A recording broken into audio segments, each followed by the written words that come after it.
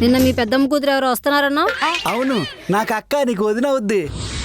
అసలు నేను మిమ్మల్ని ఎందుకు పెళ్లి చేసుకున్నానో తెలుసా? ఈ అత్త పోర్లు ఆడపడుచుల పోర్లు లేవని చెప్పి. ఇప్పుడు దాన్ని ఎవరినో తీసుకొచ్చి నా నెత్తిన పెడతానంటారేంటి?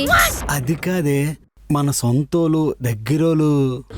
ఎవరైనా సరే వద్దని చెప్పండి. నేను పెళ్లి చేసుకుంది హ్యాపీగా ఎంజాయ్ చేయడానికి, అంతేగాని వచ్చిన వాళ్ళందరికీ టీ కాఫీలు అందజేసుకుంటా పని మనిషిలాగా ఉంటానికి కాదు. పాడుతూ పని చేస్తుంటే. ఏంటి, ఐఫోన్ కొత్త సిరీస్ లాంచ్ అయిందంట, ఇప్పించేది ఉందా లేదా? అయ్యో, నీకోసం తీసుకొస్తా బేబీ.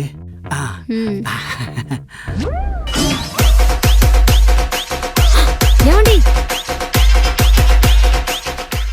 నాతో డాన్స్ చేయండి. నాకు రాదే. పర్లేదు, చేయండి.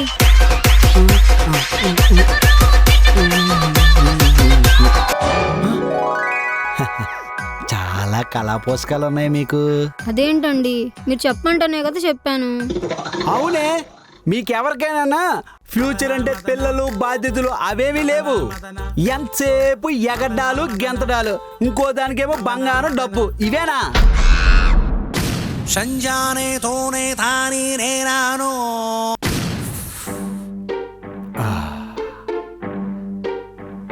చెప్పు జంజీ కిడ్, నీకెలాంటి గెంజి అదే నీకెలాంటి మొగుడు రావాలనుకున్నావు?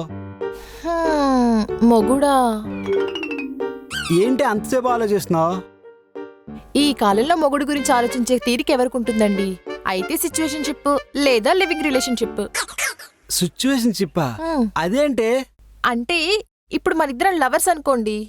అనుకున్నా.